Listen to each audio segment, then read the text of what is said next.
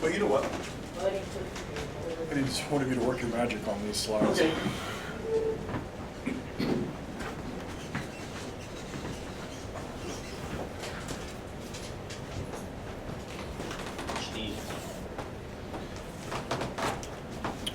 That is some big painter's tape.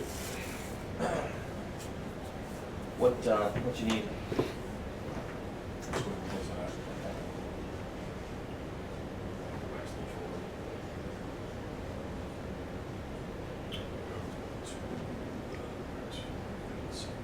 This one? This here?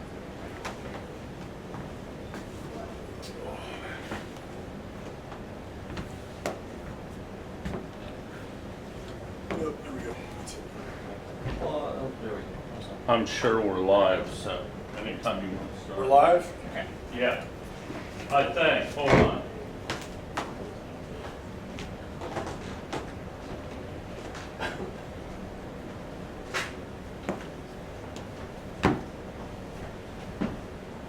You ought to be. Yep. Go for Well, it. Go for it. okay, TANC 2019 Session 2. I am John Immel. Yeah, you're live. We have a camera? Okay. That's good. Do they hear me or do they see me? Yeah. Okay.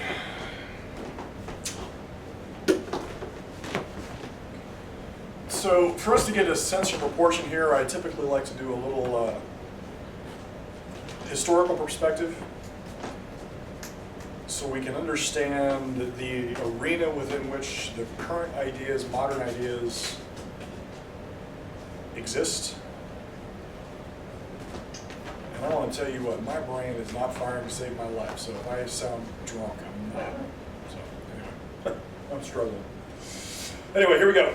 So prior to America, there was no prosperity to observe save the extraordinary lifestyles of kings and princes and rulers and their patrons.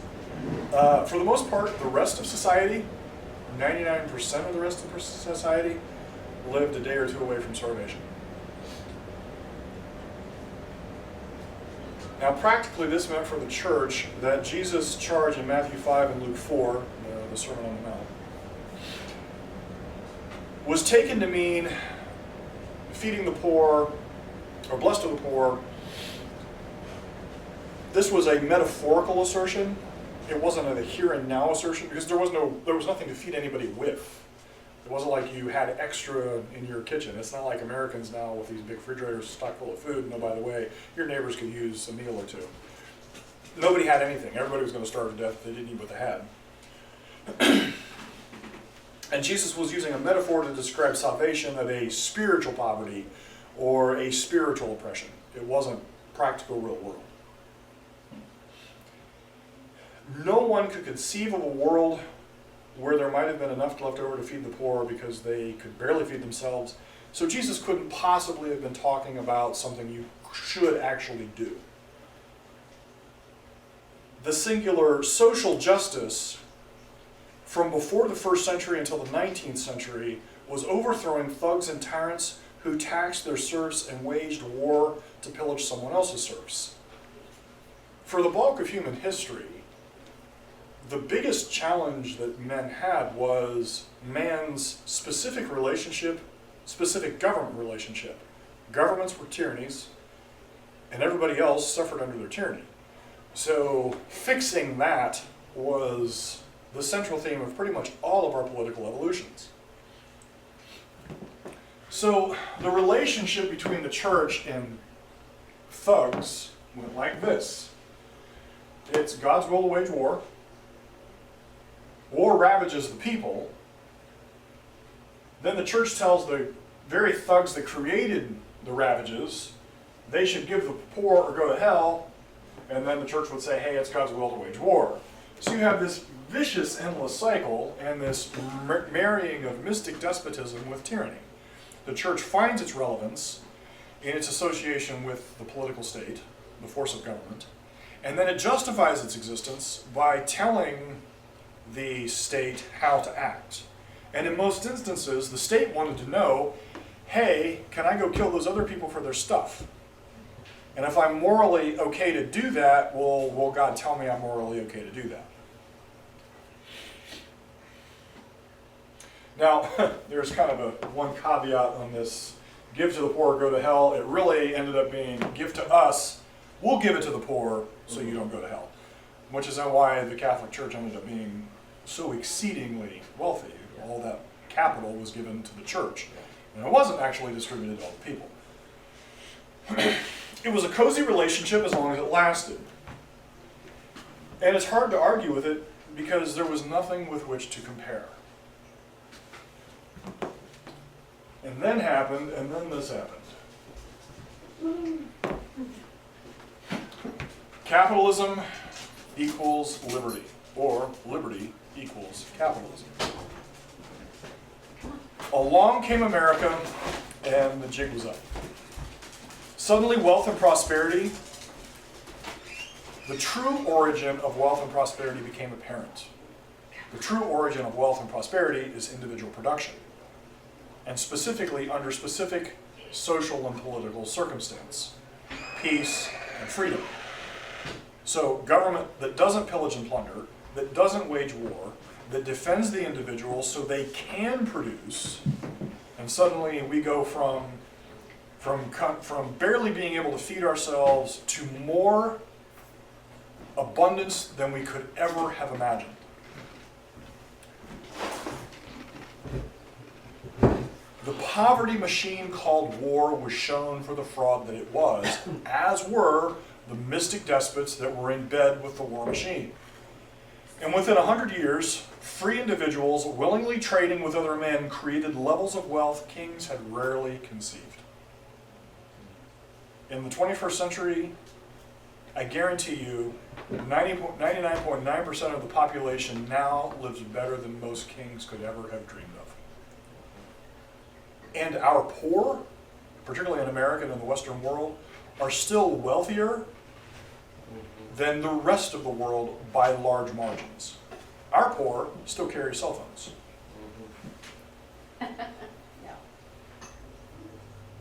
And they're on food stamps. Huh? And they're on food stamps. Oh, and they're on food stamps. Yeah. But that's so they can afford the cell phone. And so this is what really happened. Not only does capitalism equal liberty, and liberty equals capitalism destroyed the cozy relationship between mystic despots, between preachers and tyrants. Because the validation the church had was in the consecration of government force. And the government force was used in defense of the religious mystic despot. Suddenly, if the church is no longer in the business of being in bed with government, and it can't extort people in government for doing what it wants, what then is its purpose? Suddenly we have the United States of America. The separation of the church state from the secular state, giving individuals freedom and liberty independent of a religious orthodoxy, showed that what the church was really all about. And that was its fundamental cog in the wheel of tyranny.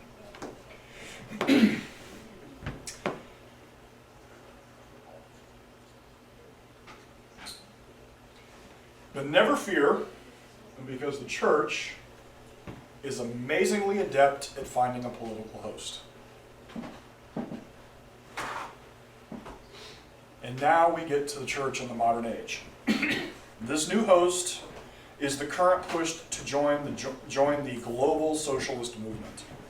And once again, every greedy, envious preacher has their eyes focused on a wealth they could not create, nor could they conceive. It is the wealth of free men. Now they have seen the money. Now they have money really to consider. Remember, first century, there was no wealth and there was no prosperity, so they listen to Jesus' words, and in their mind is no practical application. But now in the modern age, hey, there's wealth here. Now what does Matthew 5 and Luke 4 actually mean? If we're going to proclaim good news to the poor, what does that mean? If we're going to set at liberty those who are oppressed, what does that mean? Is it still just a spiritual bromide? Oh no, it's not. Now it is a mandate for the here and now.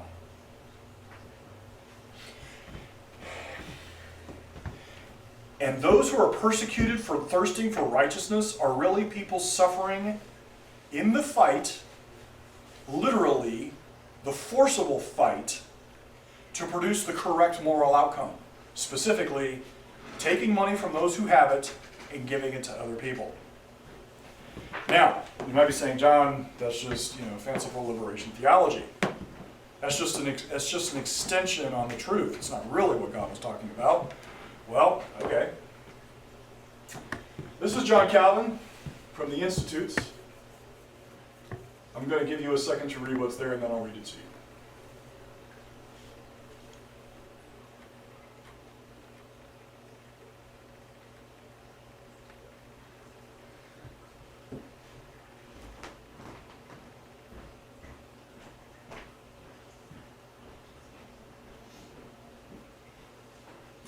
So here's what John Calvin said.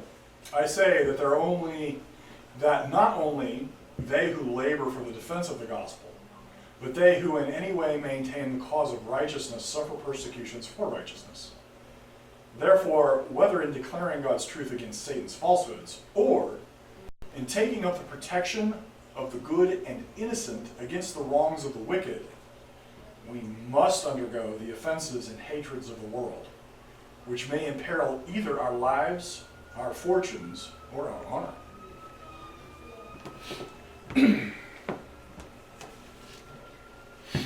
Let's back up a tick and talk about the biblical, quote-unquote, logic behind the secularist, the socialist movement.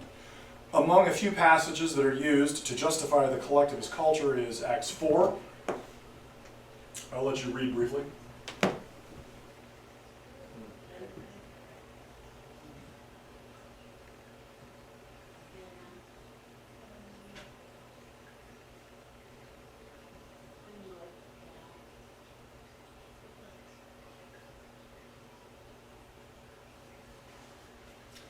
Acts 4, 32 through 35, this is the ESV. Isn't that the chosen Calvinist version? Yeah. I did that on purpose, just so they felt right at home. Now the full number of those who believed were of one heart and soul, and no one said that any of the things that belonged to him was his own. But they had everything in common, and with great power the apostles were giving their testimony to the resurrection of the Lord Jesus, and great grace was upon them all. There was not a needy person among them, for as many as were owners of lands or houses sold them and brought the proceeds that was sold, and laid it at the apostles' feet, and it was distributed, each as they had need. The logic is, since apostles were led by the Spirit to hold all things in common, the communal life must be God's ideal social organization. And now I'm going to point out this is exactly how this web of tyranny starts to build. What do we have? We have this divine ideal. We're going to hold all things in common. And this all holding things in common is the utopian ideal. The problem is, what happens when people don't want to sell their stuff and give it away? They kind of missed the part where people kind of did that on their own. Yeah, there is that part, right? And oh, by the way, they abandoned it almost immediately. You never see that reproduced in the book of Acts. And that was also, they kind of also leave out the part where that wasn't necessarily a social construct, that was a familial construct because we were members of God's family, because this was a new thing. And they recognized that other members of their family were hurting because they were suffering for their faith, for their newfound faith. And they said, my brother is hurting, but I want to help, let's help him. You know, it's not that you had a bunch of lazy bums who weren't producing, and you had a bunch of achievers who were producing, and it wasn't fair that they were taking too much of their own share. Well, and I will say, in the first century, wealth was not a byproduct of achievement. In the first century, almost always it was a byproduct of patronage. Now there was a worker class, if you will, freemen who worked. Jesus being a carpenter being one of them.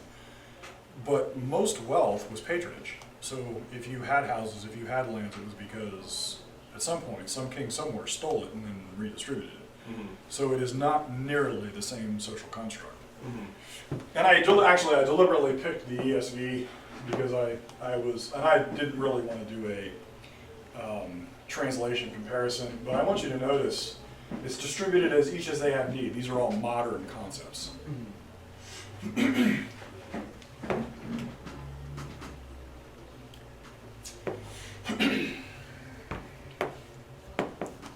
So the logic is, since the apostles were led by the Spirit, they held all things in common, and communal life must be God's ideal social organization.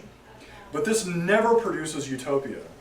This social structure has been advocated and tried over and over in the church, even though it has died a slow or quick death in every instance. Probably one of the best examples is the Puritans. Rush Limbaugh has every Thanksgiving gives his little mini speech on the Puritans discovering capitalism. And while on some level it's true, it didn't happen overnight. It took 5 years. And it almost killed them. Their socialist construction, their communal construction, it took 5 years before they ever got wise enough to figure out they were about ready to starve to death. Actually, they had been starving to death.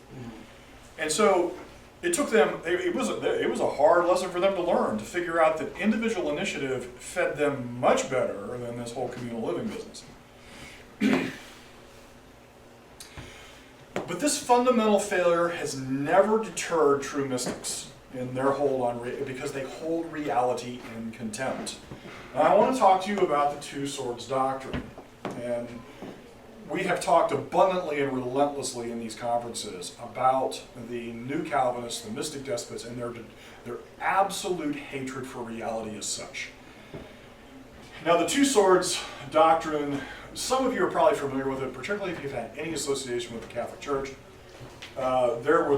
This doctrine has been around pretty much from the inception of Christianity. And this is the premise, and it's actually based on this vague comment in the Gospels, and they said, "Look, Lord, here are two swords," and he said to them, "It is enough." Now this gets extrapolated in the allegorical interpretive methodology that you mentioned with Origen. That allegorical interpretive methodology lasted for the bulk of the Dark Ages, so it was not uncommon. And so what they did is they allegorized the two swords, and they said that church authorities had dominion. There are two fundamental spheres of influence, and one was the heavenly realm, and the other one was the earthly temporal realm. So this is the spiritual eternal, and this is the earthly fleshly temporal. And so now the Catholic Church has claimed total dominance over both, which is why they were the dominant political and religious force throughout the Middle and Dark Ages, or Dark and Middle Ages and High Middle Ages. But this mindset, so you might be saying to me, well, John, that's the Catholics, that's not actually Protestant doctrine. Aha, you're sure about that, are you?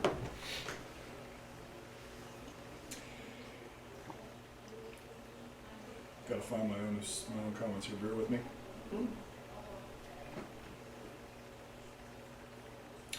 So here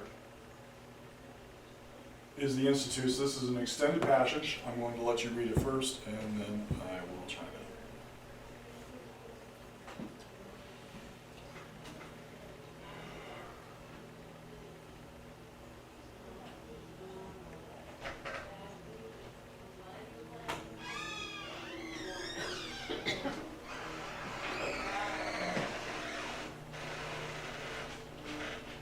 Can you shut that door, please? Can you shut that door, please? I can hear them talking.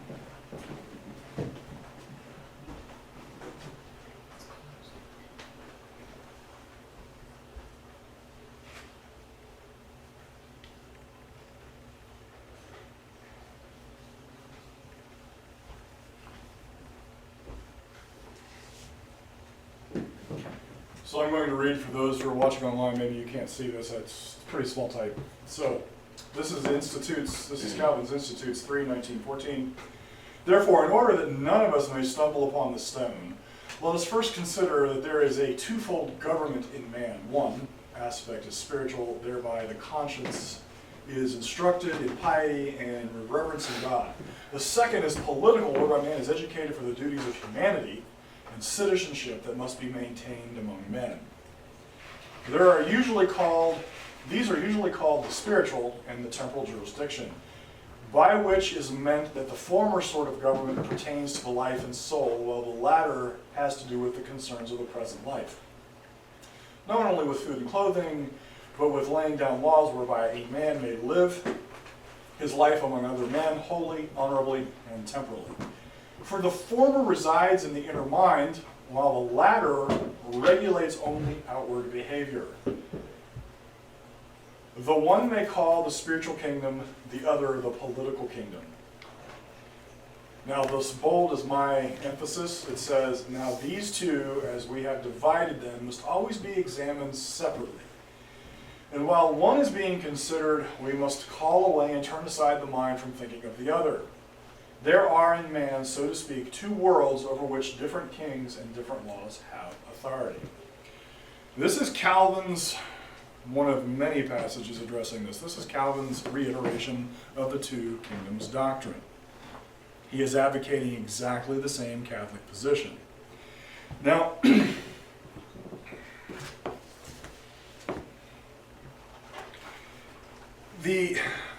this doctrine has existed, like I said, from the beginning with Augustine and his City of God.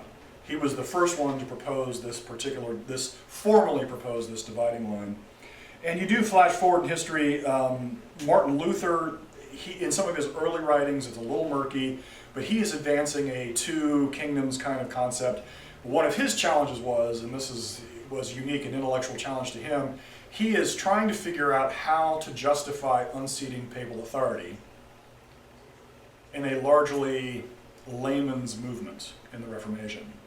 Now, while Martin Luther was, he was considered part of the structure of the Catholic Church, he never really thought he left it.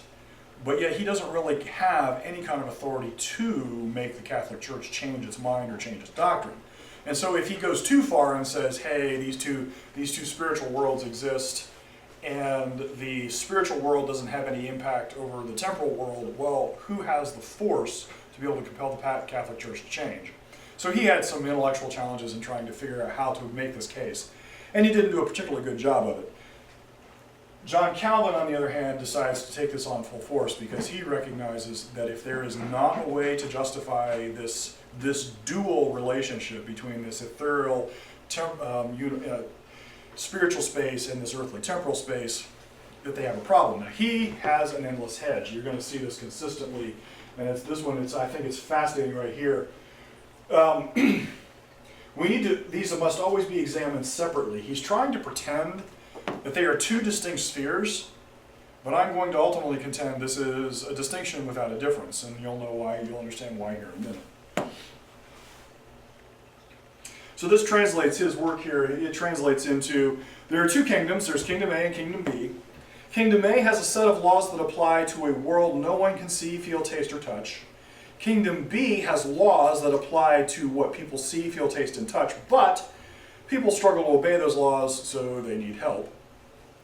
Kingdom A's laws are more important than Kingdom B, but they can't really be applied. Indeed, we can't even consider them when discussing compelling people in Kingdom B to obey its laws. But we're not supposed to pay attention to the other kingdom. This is John Calvin's Jedi mind trick. These are not the droids you seek. He's trying to persuade you that this other kingdom has we can't really consider it, but it actually has jurisdiction over it. And it's confusing, right? Of course it is. It's designed to be confusing. This is Calvin's argumentation 101.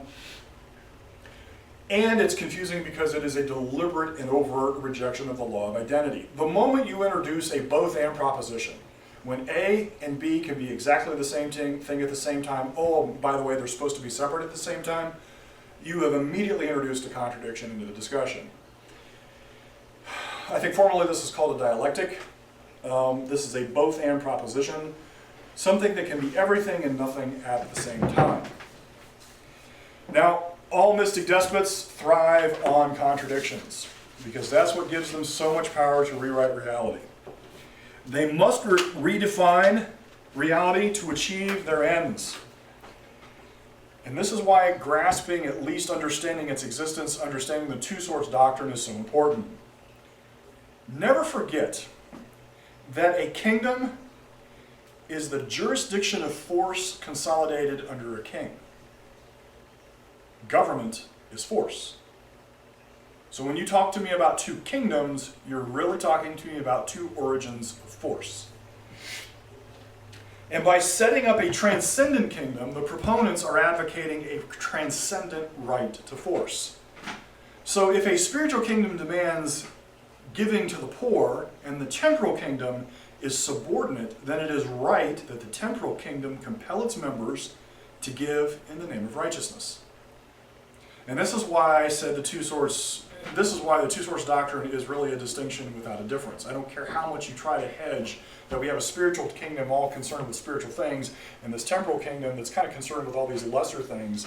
At the end, if the spiritual kingdom claims dominance, claims the right to define what is morally just, then they are also laying claim to the right to compel the temporal kingdom to act in accord with their will. And this is exactly what we've seen. And then doesn't that kind of make the temporal kingdom kind of irrelevant? It does. And this is exactly what we see throughout.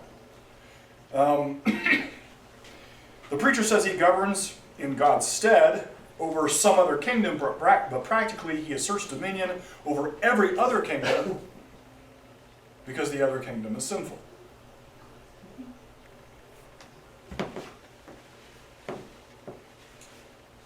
I will let you read from it.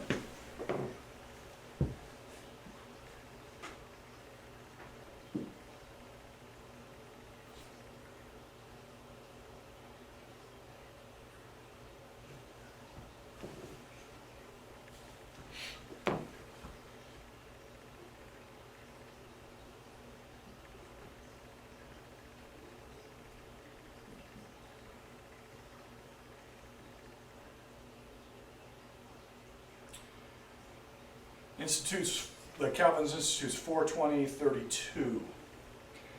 But in that obedience which we have shown to be due to the authority of rulers, we are always to make this exception.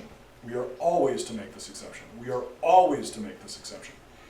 Indeed, to observe it as primary, that such obedience is never to lead us away from the obedience in Him, to whose will the desires of all ought to yield, to whose majesty's scepter ought to be submitted. And how absurd would it be that in satisfying men you should incur the displeasure from him for whose sake you obey men. He has opened his sacred mouth, must alone be heard, before all and above all men. Next to him we are subject to those men who are in authority over us, but only in him. If they command anything against him, let it go unesteemed. Translation, never mind what I said about the two kingdoms.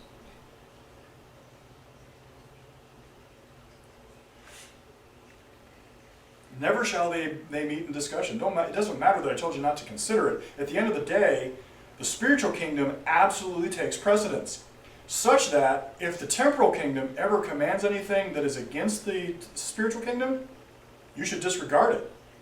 But then he just said that the spiritual kingdom demands that we obey the temporal kingdom. Only in as much as the temporal kingdom is subordinate to the will of God. Only in that dimension. So the moment the temporal kingdom, in other words, I'll get here. Hang on.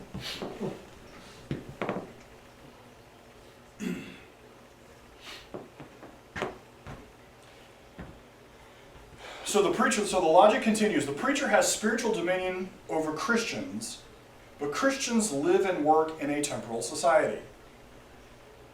The temporal society is corrupted by sin. This means that Christians should work and stand against a sinful society. So again, here we go. This is the utopia under discussion, right? This spiritual kingdom, this transcendent kingdom.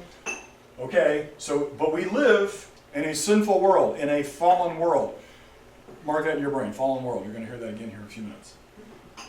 And what do we have in a fallen world? Well, we have incompetent masses. We have universal guilt. And by the way, what does Calvin suggest we must have? Dictated good. In other words, the ruler of the spiritual kingdom has the right to compel all these actions.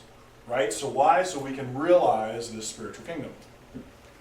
I was just back there trying to find a couple books, and of course, when you need to find something, you can't find it. But this whole thing with two kingdoms is a doctrine that very few pastors in our day and very few churches in mainline evangelicalism would refute. It's a extreme, one of the most common doctrines there are presently in the contemporary evangelical church. Absolutely true.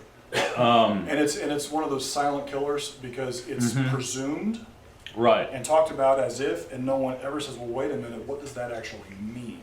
right. We've got a post on that on the blog, a short video of MacArthur teaching it, and just about the exact words that you're explaining it in. So I will say, and to that point, what you will hear from the pulpit is almost universally some kind of hedge. The hedge falls very much in line with what John Calvin said previously. Christians can't press for the kingdom of God now. That would be politicizing the church. It would be a calling beneath the lofty utopian dream. They don't say that, but they say, well, it'd be a calling beneath, it'd be something beneath the dignity of the church to just be, somehow crassly political. Civil society can't be transformed in God's kingdom before Christ's return. There's an important distinction between spiritual righteousness and civil righteousness. So they hedge their bets. The problem is the practical outworking is exactly the opposite. While it's supposed to be beneath the dignity of the church, unless the church is in the business of transforming society, and you hear this out of the Gospel Coalition and most of the new Calvinists outlets right now often talk about transforming our culture. Right. So Calvin said that spiritual righteousness comes through the work of the Holy Spirit through the gospel. Spiritual righteousness is called to establish, but spiritual righteousness is called to establish civil righteousness. So the progression of force goes: spiritual righteousness gets to shape civil righteousness. Civil righteousness is merely the outward righteousness. Basically, you act right, but you're not really right. And I think Paul has done an outstanding job discussing the implications of progressive justification. So you can act moral, but you're not really possessing any moral action. You can go stand in the rain, but you don't really get to possess being wet. I mean, you say it right better. Well, this gets to sound churchy, but the implications are vast. So as long as we just pretend that the church will only think good spiritual thoughts and mind their own business about civil society, we can all just get along, right? We can all live in a peaceful coexistence about spiritual things and about civil things. Wrong. Not so much. So these are two quotes out of Calvin's commentary on Psalms, one Psalm 72 and one Psalms 82. Please go ahead and read for me, and I'll comment here in a minute.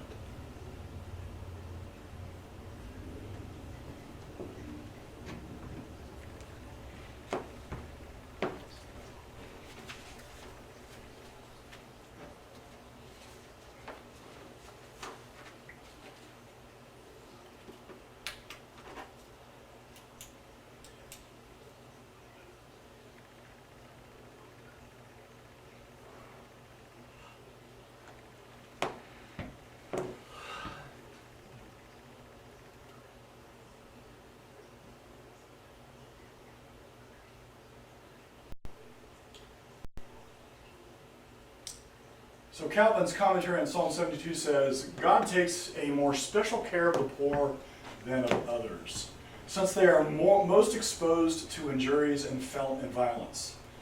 David, therefore, particularly mentions that the king will be the defender of those who can only be safe under the protection of the magistrate. Commentary on Psalms 82, a just and well-regulated government will be distinguished for maintaining the rights of the poor and afflicted. They are appointed to be the guardians of the poor, and that a special part of this duty lies in resisting the wrongs which are done to them. and repressing all unrighteous violence, perfect righteousness would become triumphant through the world. Now, Calvin is now arguing that because we are made in the image of God, we are called to share our resources. This was a right, and the people were defrauded when a need was left unmet by those who had the ability to meet it. Caring for the poor isn't merely a charity, but a divine mandate at the heart of justice. Therefore, it is the civil government's responsibility to ensure that the poor receive their right. So for all the equivocation on the two swords doctrine, that church authority and secular authorities are independent realms, that they are out of sight, out of mind, Calvin's logic is, for Christ to be revealed in the church must perform justice. Justice is the rich giving to the poor. It is the deacon's job to make sure that civil government is doing justice. Therefore, it is church leadership's calling to conform civil government to the church's mission. Like I said, the two kingdoms doctrine is a distinction without a difference. It ends up being the logical consequence of when you actually create a dialectic, in other words, something that doesn't exist, something that supports the whole temporal world to its edict, you have no choice but to ultimately concede that it is the dominant force, the dominant right to govern in the earth.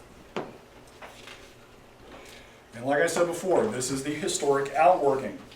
Geneva, I know the neo-Calvinists always like to fuss that people bring up Geneva, but Geneva was John Calvin's brainchild. He put these political actions into action. And Geneva was a tyranny. Oliver Cromwell's England was a tyranny. The Massachusetts theocracy was a tyranny. So now we have to ask ourselves the question, if tyrannical outcomes have been in every instance where this body of ideas has been taken seriously and put into effect by men, tyranny and despotism has ruled, how then can you justify reproducing it over and over? And now I want to introduce you to history's necessary men. Now, for those of you who actually went out and successfully, I doubt, actually, I'd be very surprised if you got through my whole article today. But history's necessary men are words I took from the Nelson Mandela, Al Mohler article from 2013. He wrote an article right after Nelson Mandela died. It's, like I said, long article, currently out on Paul's Passing Thoughts. You read my full analysis there. But what he said there has direct bearing on what we're going to talk about today. Highlight summary is, during the eulogizing period over Mandela, everybody was slobbering over Mandela. Every pundit and thought leader had something to say, and since Al Mohler fancies himself a thought leader, which I think is funny. Al Mohler, thought leader, that's awesome. Since you're kind of sagging into something else, I want to kind of stick this in. Okay. See if you think it's relevant. Page 79 of the Church Lie. I'm going to read just a couple of paragraphs here. The idea that God's kingdom is presently on earth is foundational to everything stated thus far. The church's view of the kingdom is a geyser spewing out a constant flow of falsehood and confusion. If God's kingdom is presently on earth, that speaks to authority. Like all kingdoms, we expect to see its infrastructure and institutions. This one idea produces the vast majority of rational inconsistency in the church, which itself gets a pass due to authority as truth. Unfortunately, this one idea makes Christianity just another political group among many. The world is a divided kingdom by nature. The world is defined by division, and the church has chosen to enter itself into the fray. In this age, God's kingdom is not on earth.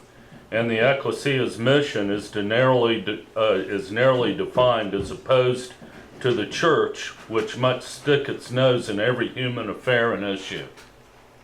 Oh, you nailed it, bro. Huh? You nailed it. Yeah. That is the overarching political preoccupation. Right. But they're not honest about it. They like to pretend that it's somehow this lofty spiritual mission, when in actual fact, at the end of the day, particularly in the Neo-Calvinist movement, Al Mohler, he was a huge fan of Barack Obama. Most of them lean heavily politically left and are advocating and advancing ideologies. And typically, and frankly, I think probably the only thing really preventing that side of the Christian world from going whole hog Democrat, politically leftist, is their position on abortion. And so that's some intellectual stopgap. But for the most part, as far as social structure, social organizations, socialist organization, central planning, those are all very leftist positions and very central themes within the Neo-Calvinist Church. And I think they're all in for leftist ideology, though they don't agree with it all, because they know that Americanism, if they ever have a prayer of getting back to the church state, Americanism must be destroyed at all costs. So really the only hope they have is to side with the left in destroying an Americanism and hope a church state comes out of the ashes. And actually, I'll echo this a little later. That's where I'm concerned we're going. Right. Because I will say, politically left church leading, politically right church leaning, I'm concerned that we're headed for the secularized trend in our culture. I'm thinking will cause a counter movement. So fundamentally right now it's presumed, and I'm generalizing largely and I'm kind of riffing off the top of my head, but as of right this minute, the political left is largely identified by the Hollywood left. And that Hollywood left is seen as an amoral, immoral cesspool for lots of good reasons. And so the anti-morality positions of the left, this is one of the reasons I think that the church is still kind of hesitant, is because they see that anti-morality as the source of chaos. And so, much like Oliver Cromwell trying to reestablish some form of societal order, believing that the root of that societal order is found in a very Christian morality, my concern is that what we're really going to see over the course of the next decades is as the chaos of this amorality spins out its cycle of out of control, we're going to end up with a reactionary movement that becomes very oppressive on the other side. Mm-hmm. And unfortunately, the political right and the political left hold the same fundamental premise, that the church is actually in charge of dictating government. So anyway, I'm a little ahead of myself, but I'm in agreement with what you just said there. Mm-hmm. So now let's get back to, well, so how do people justify an obvious social political disaster and a repeated failing social political disaster and bad things happening under the actions of sinful men? How do they justify that? How do they live with that? And it's very revealing what this article showed us from Al Mohler. Considering that everyone was slobbering over Mandela in 2013, I will say I was marginally impressed at Mohler's honest treatment of Mandela's life. Mandela was a Marxist terrorist, and Mohler didn't shy away from at least pointing out the reality. And since there is a global effort to rewrite global Marxism in its history, or maybe better said, there's a formal effort at a full-on historical reassignment surgery, Marxism and collectivism, they're trying to portray Marxism and collectivism as the historical ideal, as the human ideal. Capitalism and individuality is always the source of worldly evil. And how dare you disagree? Anyway, had Mohler's article focused on a rehash of Mandela's life, and then he's tried to shoehorn some pithy Christian statements, some Christian lesson into the article, it would have remained a total yarner.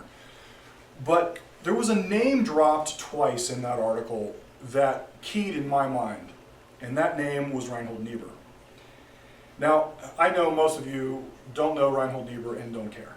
I get it, I understand. I happen to like dusty theological books and have a degree in theology, and so I came across him in my early studies, but I remembered enough of Niebuhr's life and doctrine that I knew there was something important in Muller's reference for Niebuhr. And his ideas, and Niebuhr's ideas, now remember, John Calvin, thought leader. And I want to introduce you to something that's very crucial to understand the evolution of ideas. This is the law of diffusion of innovation. And this is how all ideas new start and then expand through a culture. This is how products start and then expand through a culture. So for example, plasma television, here's the innovators, first 2%, right? Then you have your early adopters, that first 13 or so percent, that will buy a plasma television for $10,000 because they can. And then you have your early majority here, and they won't buy the plasma television for $10,000, but they'll buy it for $2,000. And there's a chasm here because it hits a natural resistance. The practicality versus the effectiveness of whatever it is expanding, it has to move over this chasm right around this first 34% mark. Now this group here will buy it, it's a product, it's actually starting to become more mainstream, and by the time it hits here, it's in Walmart, right? So this is how a technology moves. And the people back here, these laggers, these are the people that would still be using a rotary dial phone if they could buy one, right? They're never going to change, not going to happen, I don't care what you do, there's no way to persuade them. See, John Calvin is great, there's lots of people still lagging. Now, ideas do the same thing. So technology is really nothing more, whatever your innovation is, whether it's a piece of technology or it's an idea, it's still an innovation. So ideas do exactly the same thing. And this is why John Calvin, Martin Luther, Reinhold Niebuhr are so important in this context. They are thought leaders, meaning they're early adopters. They're not innovators. The innovator, really and truly the innovator on Western theology was Plato. And the integrator of Plato is Augustine. And Augustine is probably one of these early adopters. And so John Calvin, Luther, Augustine are all wrapped up in here. Now, they had a monopolistic control, so this chasm is a little skewed because they had the force of government, so they could compel adoption through here. So their ideas have held sway for the longest period of time, not because people adopted them, but because people were compelled to adopt them. Do you see the distinction I just made? Well, this is why Reinhold Niebuhr is actually important in this context. Because Reinhold Niebuhr was a very influential thinker, particularly in seminaries and in higher evolutions of theology. Now remember, what sparked this discussion this year was that question from Tauber on examining Calvinism. And why do Calvinist seminaries and Calvinist organizations lean left? And my point here is they don't lean left, they are left.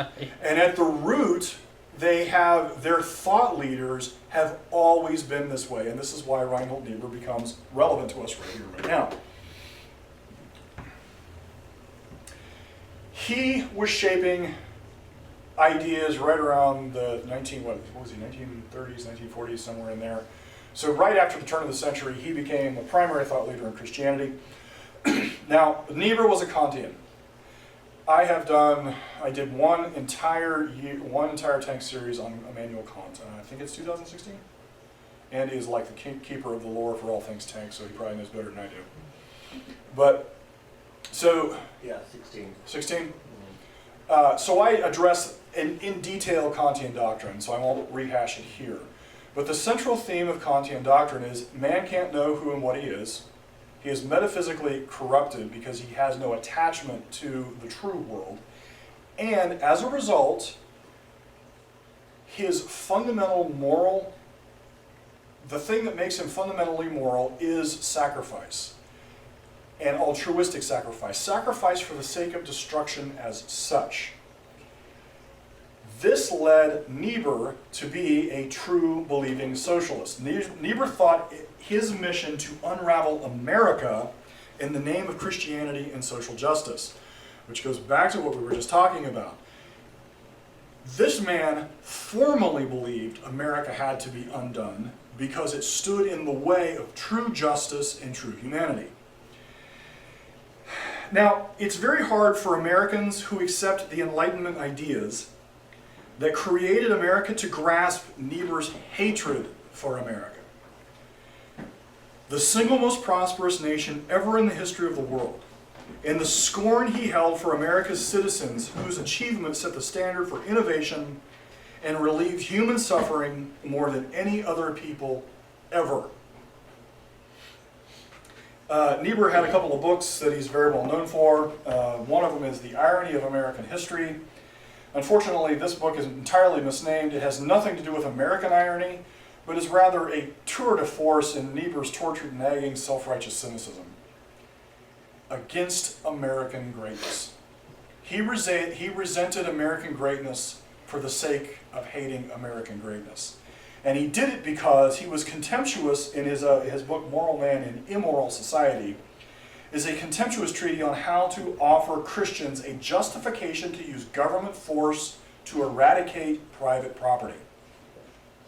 Notice his moral premise goes hand in hand with government force. Remember back when I discussed the basics of philosophy and the progression and the relationship between ethics and political action. Now, the problem is that most people, if they paid attention at all to Niebuhr's arguments, he circles around kind of like a wolf circling its prey. He is subtle and cautious, but if you're not paying attention, you will not notice that he is getting closer and closer to his central thesis. Man's inexorable selfishness is the heart of injustice. So the fact that you as an individual produce for yourself is the original sin of human existence. His drive for private property his drive for the eradication of private property is his ultimate goal. Therefore, man needs to be forced into moral action. And here's the why and the wherefore of Al Mohler's article. The Mandela mythos is merely an opportunity to affirm some insidious premise. Christians need to wake up and smell the sacrifice. When preachers thump the pulpit insisting that the American existence is morally equivalent to the greatest thugs and dictatorships on the planet, you know they are fundamentally evil and corrupt. They want to pretend that they are paragons of virtue, but it's actually an ugly, ugly fraud. You must understand the evil underneath their vile hearts. By turning individuality into selfishness, by turning individuality into selfish exploitation, and single-handedly destroying virtue, by destroying virtue as such, summarily validates the likes of Joseph Stalin. If Joseph Stalin can wipe out tens of thousands of people, and my selfishness is not fundamentally any different, my refusal to feed the hungry is not really fundamentally morally any different than Joseph Stalin's actions, remember what I said back at my Web of Tyranny, the abolition of ambition? When you basically reduce individuals to cogs in the collective conformity wheel, they have no choice but to facilitate and advance the utopian dream. That's equally moral to Joseph Stalin wiping people out in pursuit of the utopian dream. This kind of moral equivalency sets up a disastrous moral standard. Or maybe it should be said that Joseph Stalin was morally complex, which is exactly what Al Mohler said about Mandela. Mandela the Marxist, Mandela the terrorist. The terrorist who was really nothing more, not really any different than the terrorist George Washington. The logic here sets up the premise that any political resistance is just moral complexity. Yeah, the quotation by Mohler I remember most vividly in that article that you wrote on is Al Mohler saying, one man's terrorist is another man's patriot. Correct, that's right. Comparing Nelson Mandela to George Washington. Correct. That is exactly and the moral equivalence thereof. That's exactly right. Right. And now watch how he justifies what this means. I just think this is just vile. Man's natural impulse makes egoism inescapable, and his egoism demands government to enforce social cohesion. Ergo, someone who makes the hard decision on how to do the greatest good, these men are historically necessary. They do the hard thing. They do the immoral thing to produce the greatest collective morality. And besides, who are we to judge? We're all just sinners. We all inhabit a fallen world. Remember, as I told you, you would hear this before, you'd hear this again. Fallen world, that's like Al Mohler's trump card. It would say, we're in the fallen world, the fallen world, the fallen world. We're all just sinners. Will it not be God who judges us in the final analysis? God alone can save us from ourselves. There is no salvation here and now. Man is doomed to live an ugly history of sinners committing sin against other sinners. And this is exactly what Al was saying in his 2013 article. I'm paraphrasing what he meant. Who can really judge Nelson Mandela? He was a great man because he ended apartheid. Never mind his Marxism, never mind his brutality, never mind the result in South Africa was counter-racism. You, dear Christian, need to see that even our greatest men are morally complicated. So who can really judge their evil? One man's freedom is another man's terrorist. You ever wonder how neo-Calvinist preachers can speak sagely of the Christian doctrine of the equality of all men and ignore the historical reality that Calvinist Christianity has been at the forefront of slavery and political inequality since its inception? You ever wonder how Martin Luther's Heidelberg Disputation is held up as orthodoxy, but preachers ignore with impunity Luther's on Jews and their lies? You ever wonder why, with 100% consistency, the new Calvinist leadership has sided with leaders doing all manner of evil? Here's the answer.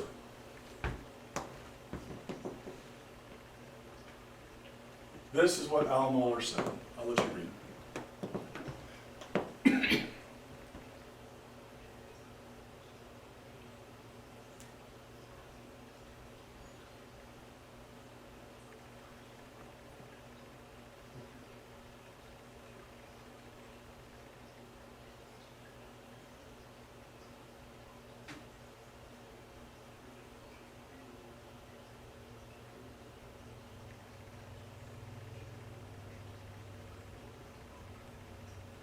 I wonder, would he say the same thing about Adolf Hitler? Yeah, well, Adolf 2 Hitler plus 2 historically equals necessary? 4. Great. Was Adolf Hitler historically necessary? Great question. So people, if they can't see this, let me read it for them so they can hear it. So this is what Al Mohler said in his article in 2013. And yet, when we look at his legacy in terms of the overthrow of apartheid, we recall the fact that Reinhold Niebuhr, one of the most influential theologians in America at the middle of the 20th century, argued that there are times in which certain men, certain historical figures appear to be historically necessary, even if they are far from historically perfect. That seems so often to be the case in a fallen world. In a sinful world, in a world in which every dimension is marked by sin, the most effective political leaders are those who have the strongest convictions. But often those strong convictions and ambitions are met by somewhat less than stellar character. Think of what this really means. This should fill you with terror. In other words, because the moral outcome was correct, the means are actually It's pragmatism. absolute pragmatism. When I read this article in 2013, I was absolutely beside myself, which is of course why I gave it a almost 8,000 word evaluation. But this kind of pragmatism is what leads the church to side almost 100% of the time, if not 100% of the time, with some of the greatest villains on the planet. Yeah, it's almost as chilling as Mike Huckabee saying that man's law is not above God's law. Right. That That should make chills run up your spine. Well, and that's his way of articulating on some level the two kingdoms doctrine. Right. Right.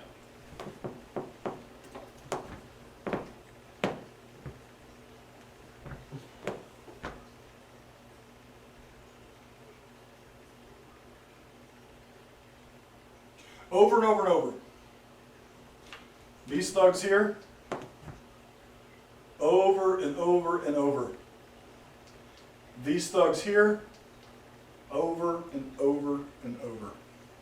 Why? These men fancy that they are historically necessary. They also fancy that these men might be historically necessary. Now, okay, so if you actually hold them down about Joseph Stalin and maybe, what's that, Mao right there, they might get a little twitchy. But at the end of the day, they believe the outcome is correct. They believe these men of questionable morality, questionable ethics. Maybe we don't like it, but at the end of the day, was the outcome correct? Since man only has a choice of evils, man needs someone to enforce the right actions for the right outcome. Humanity needs historically necessary men.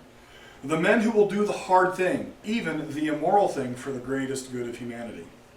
As long as the man in question is historically necessary, it does not matter that he stuffs people in ovens or sends them to gas chambers. No, wait a minute. What are you reading right there? I wrote this. Oh, okay. All right. Who among us is without sin? Those tenaciously committed to fixing America's social injustice must be forgiven their moral complexity, because that moral complexity justifies the means and the collateral damage and the byproduct of a sinful world. When the blood starts flowing here in America, this logic will be used by the leftist political church movement to justify what happens next. So Hitler wasn't an evil man, he was just morally complex. Right. Right. And the only thing, actually, in most instances, I find this, the Hitler thing, everybody's like, oh my God, he's Hitler. I know it's bad argumentation, but the thing that most people reject in the Hitler issue is they don't like the fact that he wiped out like a populace, like, one ethnic group. We're really bothered by the notion of ethnic cleansing. But the thing that people universally ignore is that he was a socialist. He wasn't fundamentally, his political outcome was effectively the exact same as Stalin's and Pol Pot's and Mao. Socialism, hardcore communism, its own variation, whatever, national socialism, which was basically a nation of socialists. So the thing that people really fuss over is the fact that he stuck a given ethnic group into ovens. But if you actually pin it down on Joseph Stalin, he killed way, way, way more people, but it wasn't an ethnic cleansing, so whatever. So yeah, Hitler could be morally complex. And that's why he was supported by the church during World War II. Yeah, well, yes, absolutely. That was exactly why. They did exactly the same thing. They made exactly the same argument. Mm-hmm. This is the two kingdoms argument in National Socialist Germany was exactly what made them think that Adolf Hitler was basically God's appointed messenger on the planet to do his will for his perfect kingdom, the Third Reich, the 1,000-year reign. And oh, by the way, the church bought into that lock, stock, and barrel. And it wasn't just a few aberrant few. It was the bulk of the country. Why? Because they accepted the fundamental premise, advocated initially by the thought leader, Martin Luther, that it was the Jews who were responsible for hoarding all this wealth, and oh, by the way, we should get rid of the Jews so we can have money. Well, even the Catholics got into bed with him on it. Right. Oh, yeah. With who? With Hitler.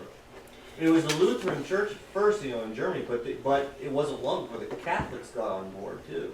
Well, the challenge that they had, actually, Hitler was smart enough to realize the Catholics were Catholic first and German second. So he could not appeal to their national identity. The Lutherans, by contrast, were exactly the opposite. They were German first and Lutheran by identity, because Luther was a German. And so he could play on their nationalistic bent and bring them along for the ride for National Socialism. But Catholics already had an identity that transcended borders, and so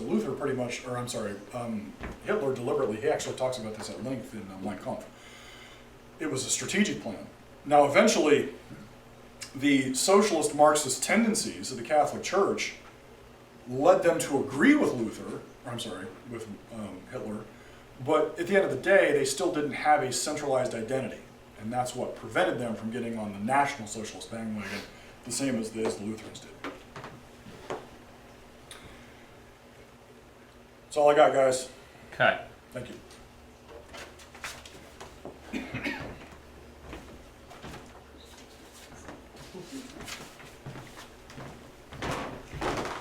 Did you ask the question or did you I forget? don't even know that I heard the question. Okay, so we're gonna get ready for, where's your clicker, John? We're gonna get ready for Susan to be up next. And, we'll of course, give her a little bit of time. How soon do you want me? Probably 20 minutes or so. But before you leave, answer the question. In my last talk last night, which one of these did I say was central to well-being and happiness and the major focus of raising our children? Which one? Which is the main, say that again, which is the main? Which one of these is central to well-being, personal well-being and happiness, individualistic well-being and happiness, according to how we're created, and should be a focal point of raising our children? Ambition. Yeah. And you weren't even here. Right. Yeah. Ambition, self-accomplishment. That's correct. Right. Okay. And that's what tyranny first and foremost seeks to destroy That is correct. as a beginning point.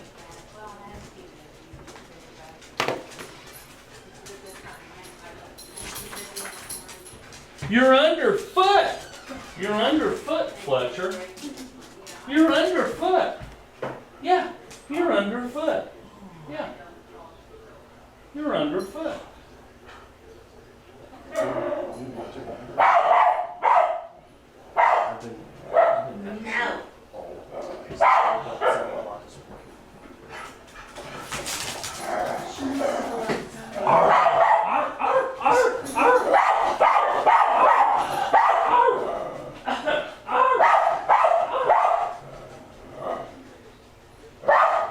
Valerie, come on.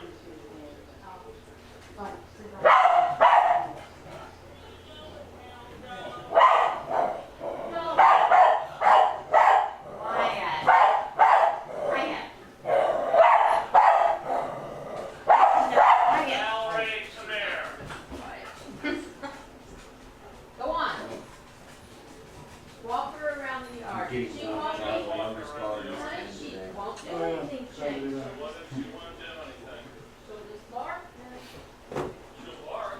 I got two that are driving. Almost got their license.